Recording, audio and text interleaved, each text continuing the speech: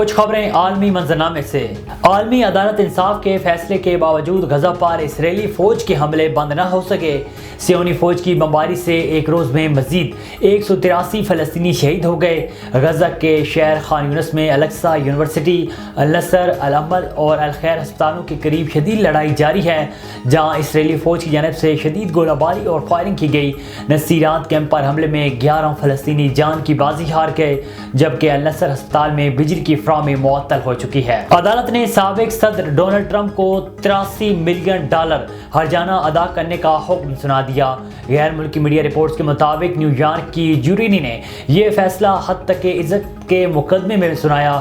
Donald Trump کو لکھائی کو $83 ملین ادا کرنے ہوں گے، جنہیں ٹرمپ نے سرعام جھوٹا کہا اور ان کی توہین کی تھی۔ انہوں نے الزام لگایا کہ ڈونلڈ ٹرمپ نے 1990 کی دہائی میں ان پر جنسی حملہ کیا تھا۔ جیوری نے یہ فیصلہ 3 گھنٹے سے بھی کم غور و خوض کے بعد سنایا۔ دوسری جانب سابق صدر نے حد تک عزت سے متعلق جیوری کے فیصلے کو مضحکہ خیز قرار دیا ہے۔ عالمی عدالت انصاف نے جنوبی افریقہ کی جانب سے فلسطینیوں کی نسل کشی کے خلاف دائر مقدمے کا فیصلہ سنا دیا۔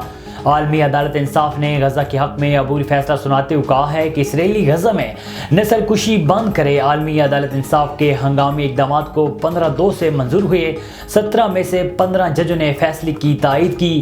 عالمی عدالت انصاف نے غزہ میں نسل کشی کیس معطل کرنے کے اسرائیل کی درخواست مسترد کر دی اور قرار دیا کہ اسرائیل کے خلاف نسل کشی کیس خارج نہیں کریں گے۔